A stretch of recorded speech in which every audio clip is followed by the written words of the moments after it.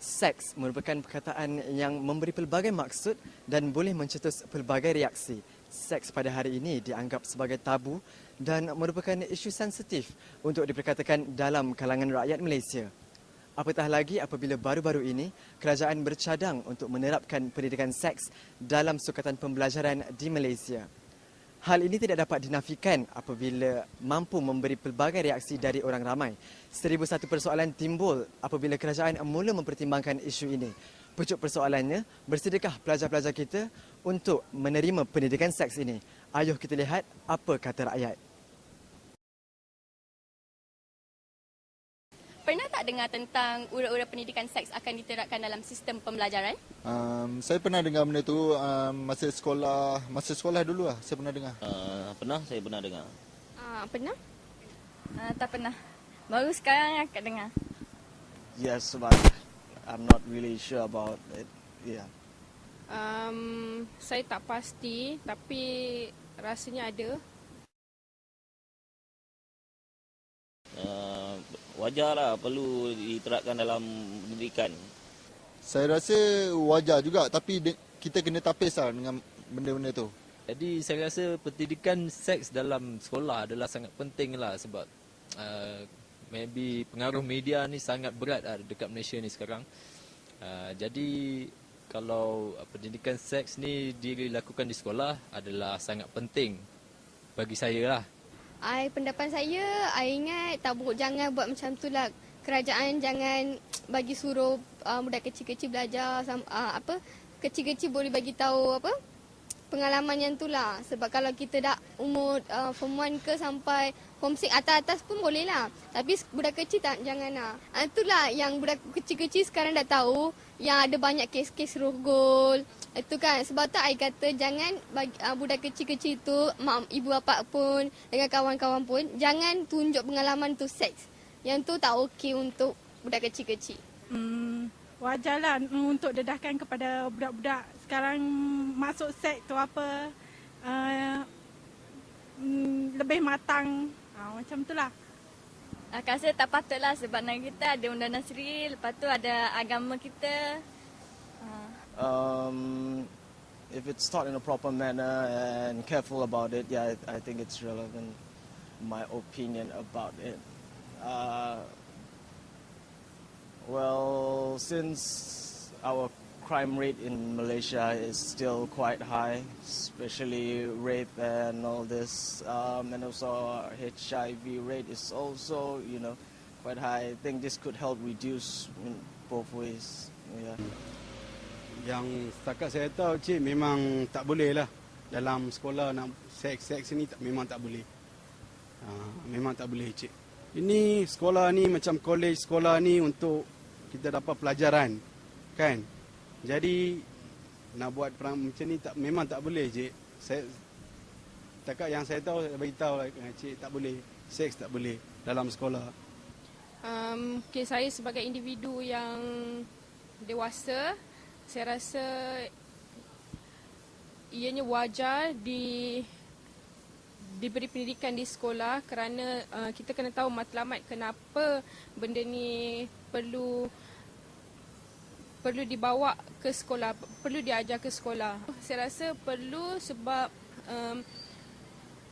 dekat sekolah adalah satu tempat yang mudah untuk budak belajar dan ianya adalah satu saluran yang betul.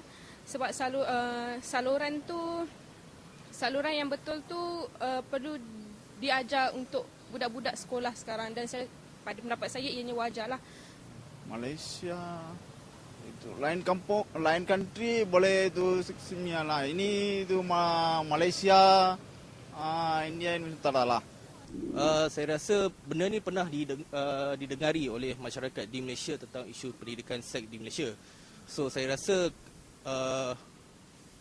nawaitu dan objektif kerajaan untuk nak terapkan pendidikan seks di Malaysia ni bagus, di mana pelajar-pelajar didedahkan tentang apa itu seks sebenarnya. Sekarang ni saya lihat pelajar-pelajar melihat bila sebut tentang seks tu saja, dia akan cek dalam Google, dia akan nampak apa benda yang sedia ada. Tetapi itu adalah tugas kerajaan di mana dia kena buat benda tu secara formal. Bukan sekadar di kerajaan juga, tapi ibu bapa juga mainkan peranan, tunjuk sama ajar apa itu seks sebenarnya. Rasa mak bapak lah. Ibu bapa. Sebab ibu bapa adalah orang yang paling dekat dengan anak-anak itu sendiri. Even kakak yang dah besar ke, abang yang dah besar ke, yang dah lalui zaman-zaman tu, dia patutnya turunkan kepada adik-adik dan jangan malu untuk bercerita benda ni pada adik-adik, sebab one day diorang akan besar, diorang akan lalui benda tu. At least suruh diorang belajar melalui melihat pengalaman orang, belajar dengan melihat pengalaman orang. Sebenarnya bagi budak-budak kanak-kanak lah kan, jadi kita paling dekat dengan ibu bapa. Jadi ibu bapa ni sebenarnya peranannya paling penting dalam pendidikan seks ni dari peringkat awal.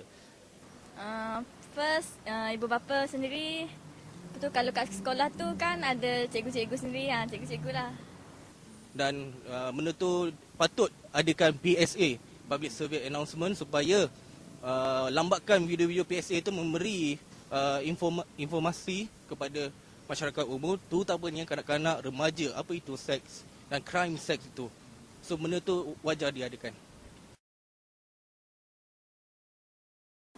Okey, pada pendapat akak, agak-agak Malaysia ni dah sedia tak untuk menerima pendidikan seks di Malaysia ni? Dah kot, sebab sekarang pun dah ramai yang buat anak. Banyaklah yang berlaku macam apa yang tak patut tu berlaku. Malaysia perlu terapkan pendidikan seks dalam mata pelajaran untuk supaya membendung aktiviti seks luar macam tu. Adakah abang sendiri rasa Malaysia sendiri sudah bersedia untuk menerima pelajaran seks di sekolah? Itulah sebab kita dalam Malaysia ni, kita dalam keadaan yang minta maaf berkata, sebab dalam stil pemikiran kolot antara penduduk Malaysia. Jadi saya rasa susah nak diterima bagi orang Malaysia. Sebabnya pemikiran kolot ni lah yang membuatkan benda ni tak dapat diketengahkan. Yeah, I think we are ready because since we are developing in some ways, I think we should be able to handle this. Suara rakyat sudah didengar, namun keputusan mutlak masih berada di tangan pihak berkuasa. Kewajaran pendidikan seks kepada anak-anak di Malaysia yang masih bersekolah tetap menjadi tanda tanya. Pro atau kontra, anda tentukan. Nasha Nazari, TV Interaktif.